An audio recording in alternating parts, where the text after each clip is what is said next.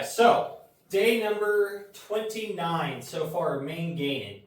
It's felt pretty good actually with this new heavy, light, heavy, rest day, heavy, light, light, rest day type of routine that we've done with this training block so far. Definitely going to keep doing this because it feels like, I don't know, the recovery might be a little bit better just because I'm kind of breaking up the super heavy days versus every training day being heavy. But it's also mitigating some of those fatigue issues that I've been dealing with. So it mentally helps me drive through the exercises quite a bit better. But so today is our light leg day. So we're going to go ahead and start off with leg curls. I've got 105 pounds on here to start. And we'll get some reps knocked out here. We'll just start working on adding 10 pounds at a time to our sets. Try to get that big hamstring pump.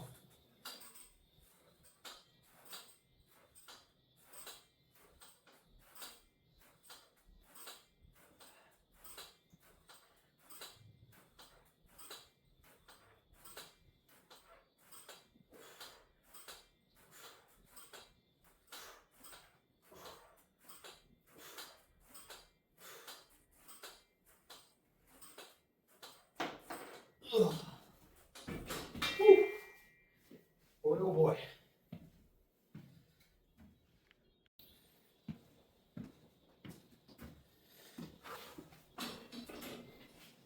So I definitely want, when it comes to leg day and size, this is where I'm going to be putting on a majority of my hamstring mass. This is where the volume's coming from.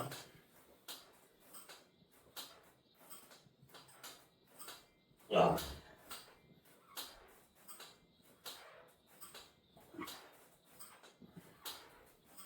Ugh. Woo.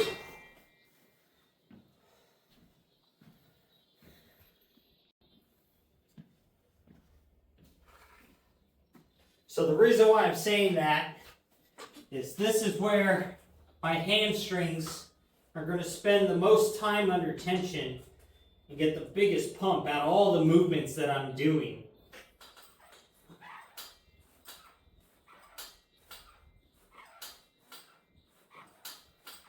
Ugh. Ugh. Ugh.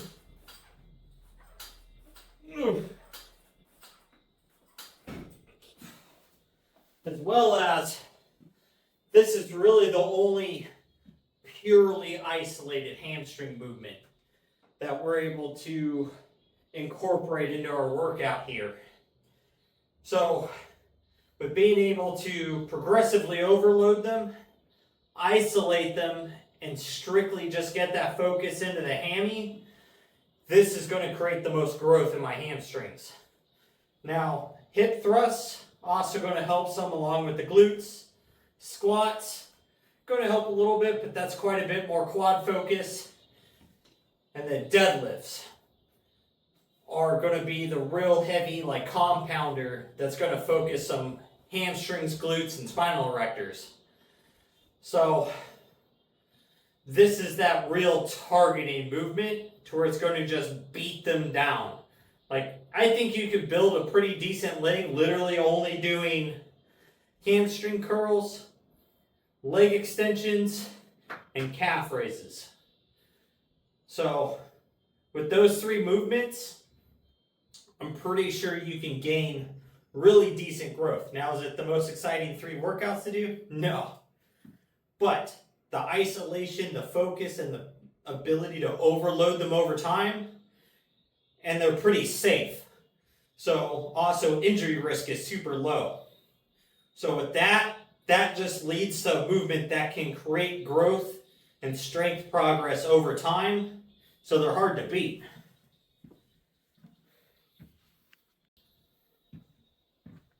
All right, so I did my last 2 sets, leg curls, quads feel crazy pumped up now. I stayed at the 125. It's just a real solid weight. That's where it was a struggle to hit 20 already. Only got to 15 on my 3rd set. And then I did another 15 and then 12. So 125 is where we're going to stay with that so we can get that up to 20 rep sets. Really work on getting that extra volume in versus that heavy load. But now we're on to calf raises. Got 220 pounds on the hack squat machine / V squat.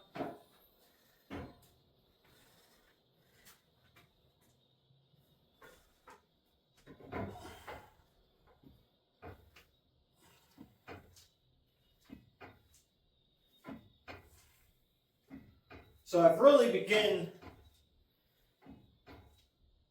doing my calf raises off the edge of this plate here. Because 1, I get the biggest stretch.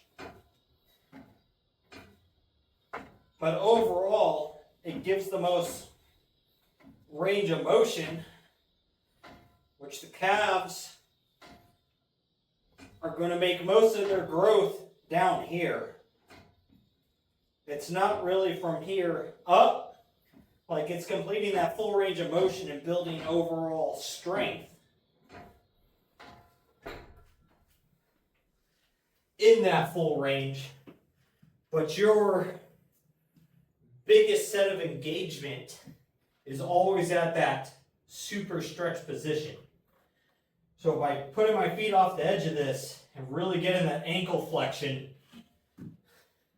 it allows me to 1, work on ankle mobility, but 2, force that stretch and get a lot of tension to load onto the calves.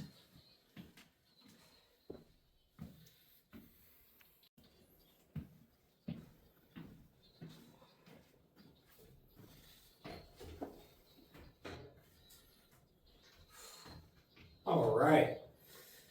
Whew.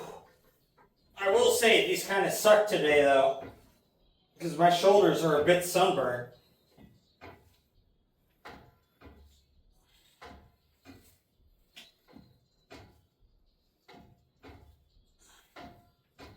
I was wearing that wide back tank my last cardio day when we walked to the beach.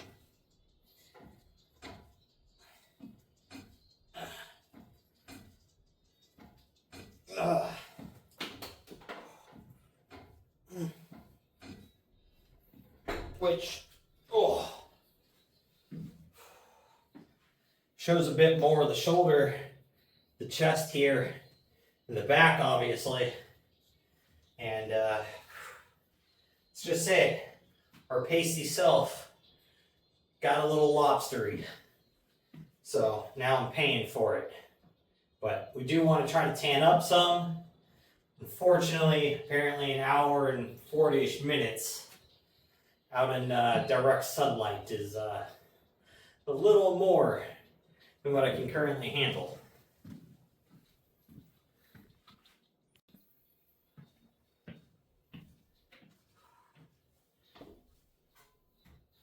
But, whew.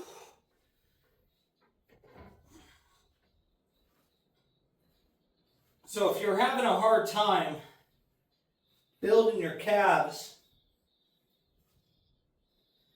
try, if you're doing them seated, switch to a standing calf raise. That'll make a big difference. And then, if you're doing them standing, try to get some sets in, either on the edge of a plate, edge of a weight, whatever you got to do to let that heel drop down below the ball of your feet.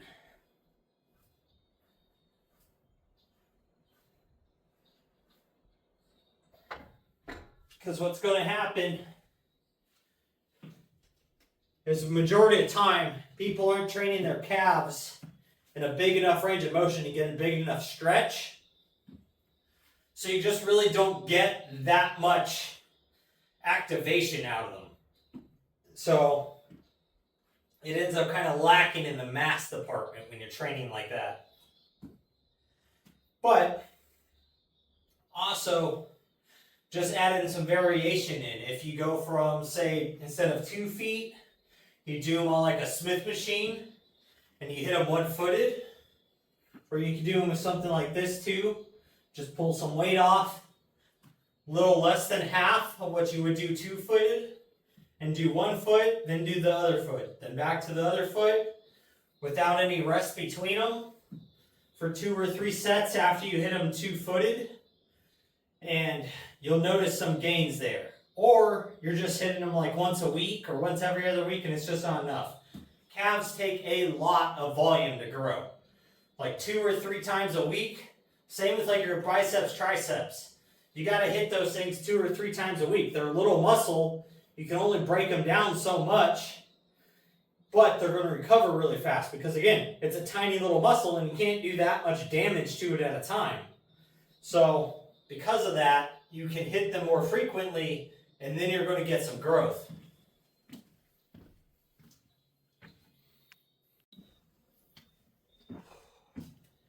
All right. Now, we're into leg extensions. So we started with our hammies. Then we went to our calves. Now we're going to move into our quads. Feeling beat. But pump feels pretty decent so far. So we're back to 105 here on the stack.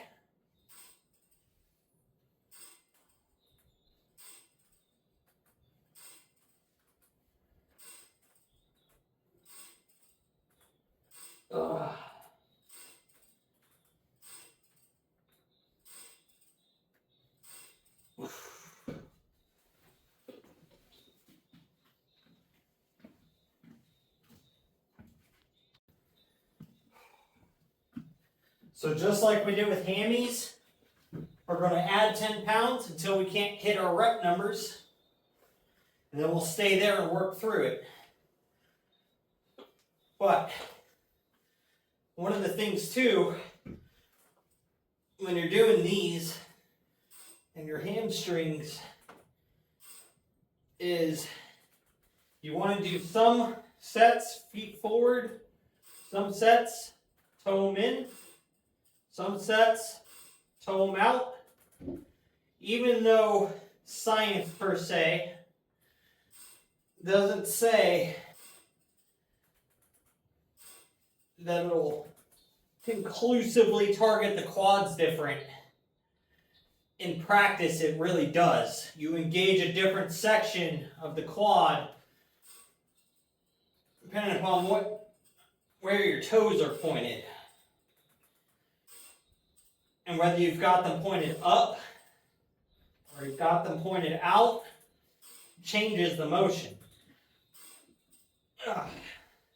So depending upon where you're trying to focus, play around with it. Because some people, you're really trying to hit this teardrop. Some people are trying to focus this outer sweep. So you can narrow in on it a little bit better depending upon what you're doing with your feet.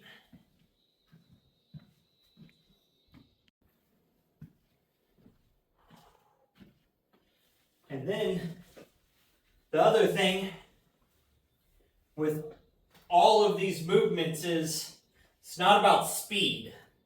And it's not necessarily about holding the weight, but you want to make sure you're keeping yourself loaded. You don't want the weight to come off of the muscle. So like, for example, when I do these reps, I don't really come completely all the way back to this position. Now, it's basically there, but it's right before the load comes off of the quads. So that whole time, I'm under tension. And then, not only that, I'm not holding it up here inside of the contracted position. I'm looking to constantly move through these. And what that's going to do is it's going to have you pump as much blood as you can into them.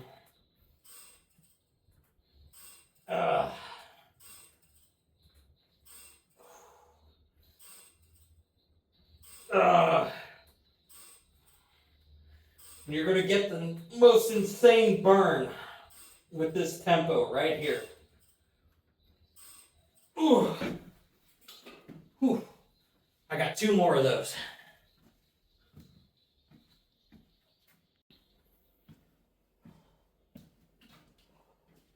Alright, so now we're working on our compound movement.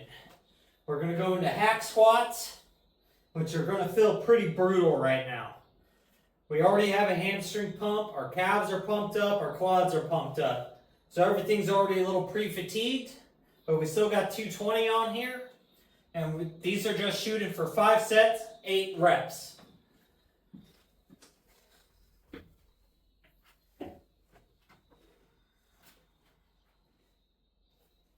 So I've gone ahead and changed the foot plate angle here.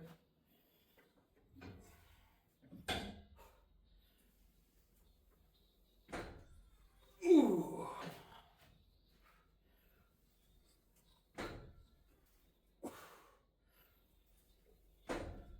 Ah.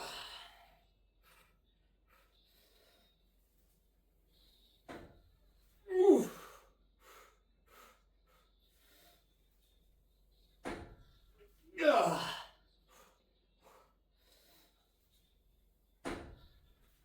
One more.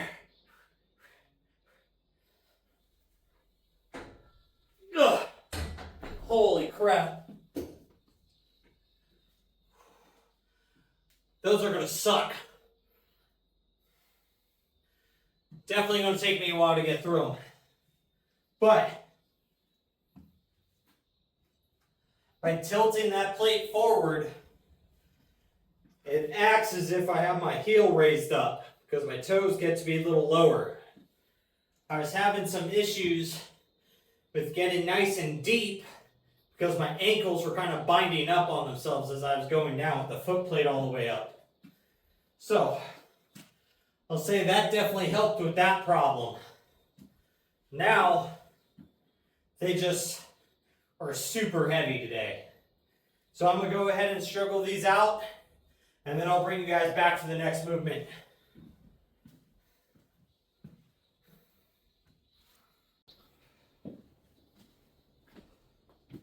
Alright, so now that we're done with the legs for that part of today, we're going to go ahead and hit shrugs now to finish off the day.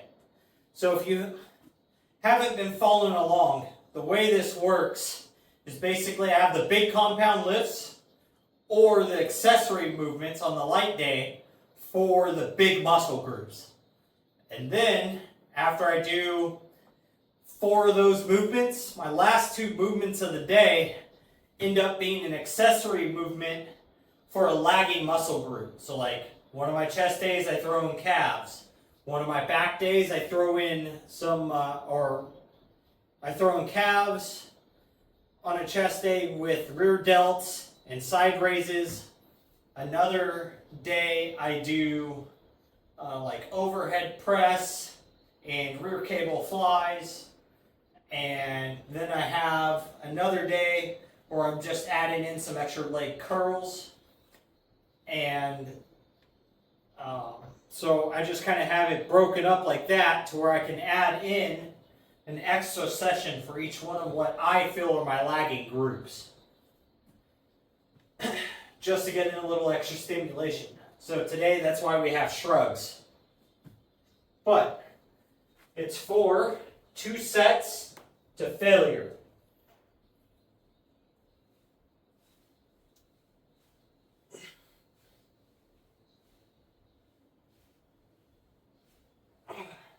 So that way they get some stimulation. But they're not so tore up that I can't train them again. Ugh.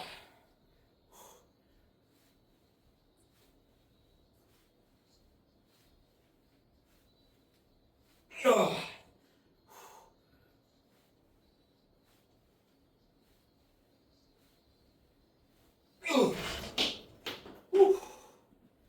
Holy crap. The pump in the traps is awesome.